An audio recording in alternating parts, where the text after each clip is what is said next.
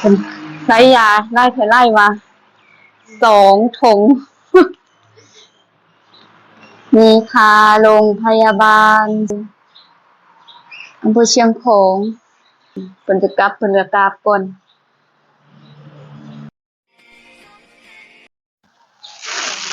กาทักทายสบายดีและสวัสดีพ่อแม่พี่น้องโมสคูสุขคนเนาะมาพบพอกับครูอรดาเช่นเก่าเช่นเคยเนาะฝากทุกคนกดติดตามกดกระดิ่งแจ้งเตือนทั้งหมดให้ครูอแดเพื่อจะบ่ได้พลาดคลิปต่อไปเบิ่งไสจังหวัดใดอย่าลืมคอมเมนต์บอกครูอแดเนาะมื้อนี้พาน้องนักเรียนทำกับว่าลูกสาวนั่นแหละมาอยู่นำเนาะสิไปข้ามเอายาทุกคนเนาะโอ้ยจับเอาหน่อยนึงนี่เขานัดวันที่25 เดือน 4 ปี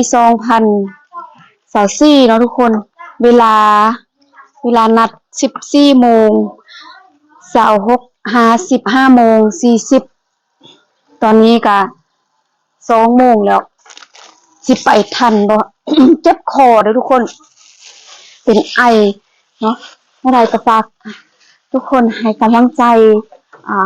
อยากไปเห็นเซเว่นดีใจบ่ผมตื่นเต้น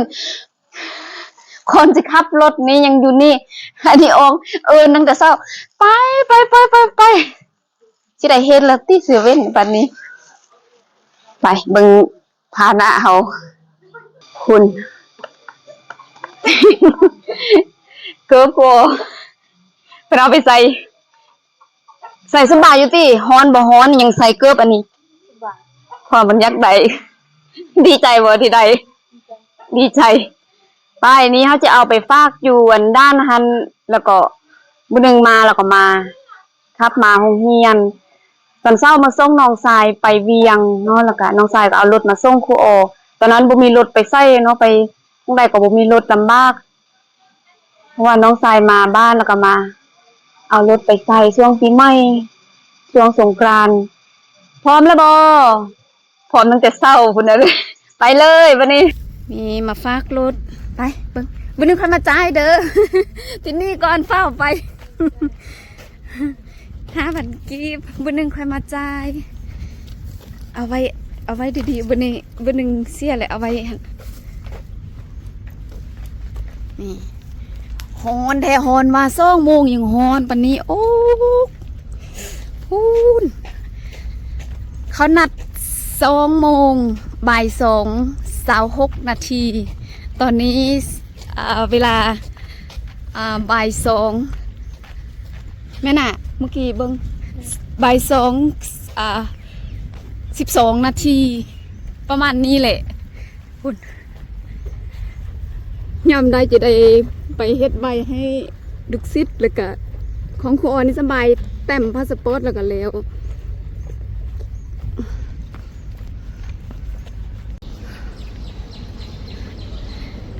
คนไล่อยู่ บ่แพ้เกิบมันเตะบ่าโนเจ็บหลังเจ็บตีนไปจะส่งไปซื้อตัวรถไปซื้อบนท่านไปท่ามเขาซื้อปีรถแด2 คนเจ้า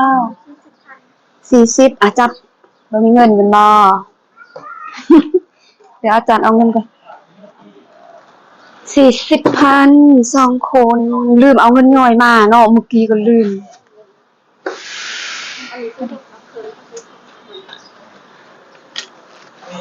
บ้าน้อย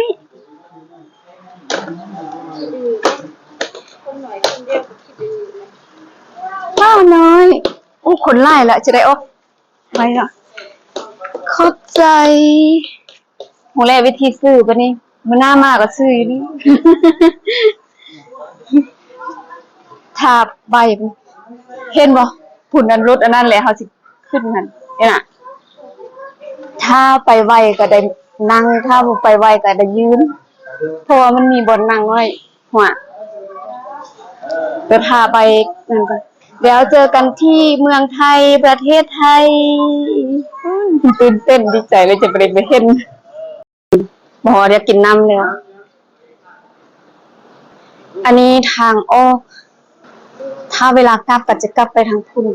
เขาไปเต็มบัตรทันนี่รถเชียงรายบอกแก้วมาแล้วเด้อเอาสิได้ขึ้นรถคันใดเนาะหรือว่าสิได้ขึ้นรถคันนี้วะสิทารุ่นเบิ่งน้องเป็นห่วงสิได้ขึ้นรถคันใดเนาะฝรั่งต่างชาติคนลาวไปฝั่งไทยหลายๆอันนี้ปีรถหรือว่าภาษาไทยเขาเอิ้นว่าหยังฮู้บ่ภาษาไทยเขาเอิ้นว่าตัวรถบ่ได้เอิ้นว่าปีรถคือบ้านเฮาใดอันนี้ก็ตัวรถขึ้นมาแล้วแล้วเจอกันที่เชียงของเด้อเป็นกำลังใจให้คนเข้าประเทศไทยครั้งแรกในชีวิตตื่นเต้นขึ้นรถใครขึ้นรถคันใด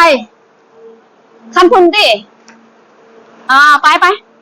นี่อันนี้ของ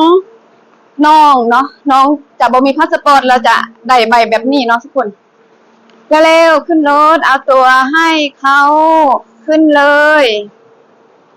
ขึ้นไปเลยจ้า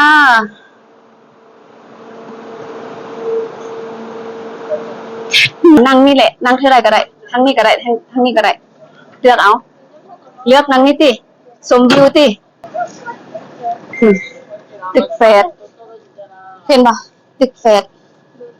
ฝั่งลาววันนี้จะเฮ็ดน้ำโพงทุกคนแมงกระเบื้อก็ไปนำ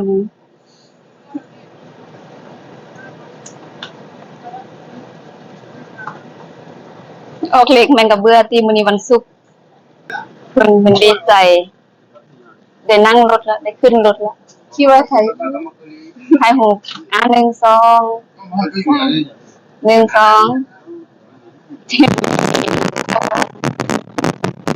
ขวดน้ำโคงนี่ยังเป็นฝั่งลาว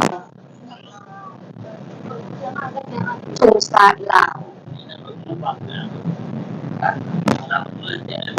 ต้องไปมากกันเขาอันนี้ฝั่งไทยแล้วได้เห็นธงชาติไทย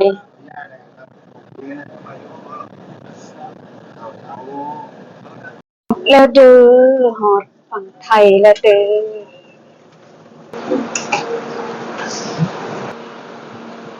Welcome to Thailand ไปเฮ็ดบัตรให้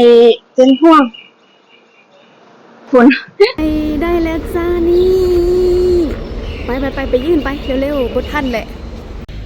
ซื้อตัวไปกับค่ะ2 คนไปที่ไหนคะไปโรงพยาบาลค่ะแล้วก็จะไปโลตัสไปโลตัสเนาะค่ะไปโรงพยาบาลไปโลตัสพาน้องแอลอยากเห็นเซเว่นนี่ดูหน้าคนอยากเห็นเซเว่นเงินก็เฮ็ดตกโอ้ดีเทลบ่เฮ็ดบ่มีเงินจ่ายแล้วเด้อ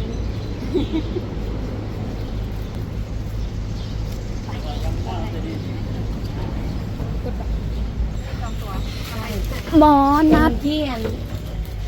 ได้ขึ้นแล้วเด้อขึ้นรถแล้ว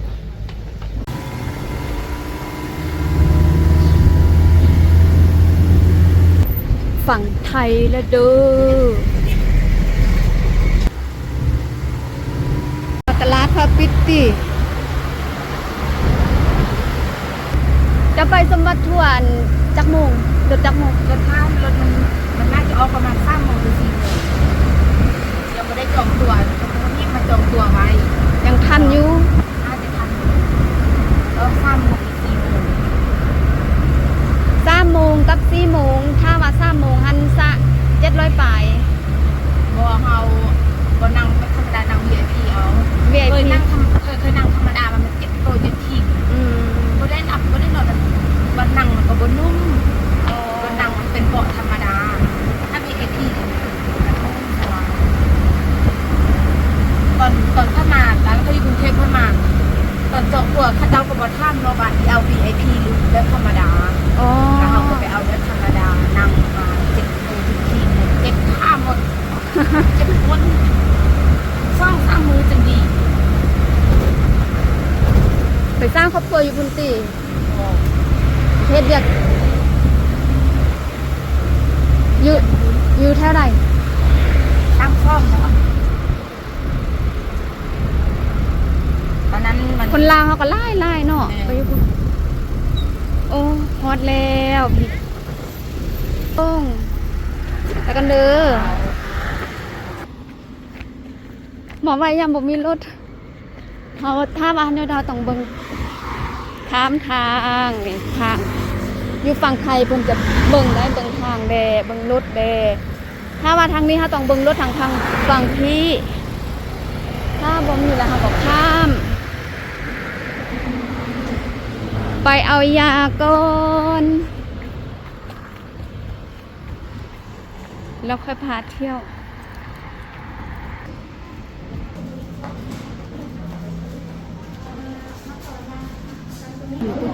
ได้บัตรคิวแล้วก็ไปรับยาไป5 ทันโมแล้วก็จะพารับยาอันนี้กับคนลาวเป็นในคนลาวมาโรงพยาบาลไทยถ้าว่าคนไทยก็มีบอกก็มีอยู่แต่คนลาวเห็นคนลาวหลายมาฮอดห้องที่ว่าครูโอนัดโมเนาะโมนัดครูโอมา5โมทันโมเพิ่นก็ถามครูโอว่าอาการเป็นแนวใดครูโอก็บอกเนาะว่าอาการดีขึ้นร่าเริงขึ้นเนาะกินยาแล้วก็ดีหลายเนาะเพิ่นก็ทำเพิ่นให้ยา3 ตัวแล้วก็เดี๋ยวนี้หันลุดมาตัวหนึ่งแล้วเนาะให้ยังเหลือแต่2 ตัวแบบยาอีกตัวหนึ่งหันบ่ได้กินแล้วเพราะว่าอาการของครูโอก็ดีขึ้นเนาะเทื่อนี้ได้หมอนัดอีกช่วงเดือน9ต้นเดือน9เนาะพามาถ้ารับยาได้ยาแล้วครูโอก็เงินเหลือจากค่าจ่ายยาครูโอก็เอามาใส่บอนตู้บริจาคยาพุ่นยาได้ซ่องทงใหญ่เลยทุกคนยาลายเทลายว่า นี่ข้างล่างอยู่นอกอะผมใช้ยาไล่ไล่มา2 ถุง มีคาโรงพยาบาลสมเด็จพระยุอ่านบ่ทุกคนอ่านให้ฟอได้เด้อถึง Hospital อำเภอเชียงของนี่อยากไปบ่เซเว่นอยากอยู่นี่เห็นเซเว่นแล้วแว๊บๆพูนเซเว่นอยู่ทางพุ่นไปพุ่นเพิ่นจะกลับเพิ่นจะกลับก่อน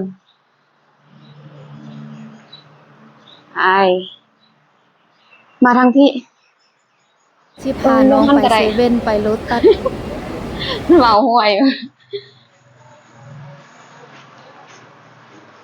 หมอถามอาการครูโอเนาะถือว่าดีขึ้นหลายรู้สึกว่าร่าเริงยิ้มง่าย มาทางนั้นฮ้อนมาทางนี้ ไปทางนั้นฮ้อนมาทางนี้ เว้าหยังกะเว้าผิดเว้าถูกอยู่เบิ่งรถได้ล่ะคำแพงสิได้เห็นเซเว่นแล้วบุญ เดี๋ยวสิพาไปโลตัสอีกสิพาลงไปนั่งอยู่โลตัสสิทันอยู่บ่เนาะสิพาไปพูนถ้าว่าอยากไป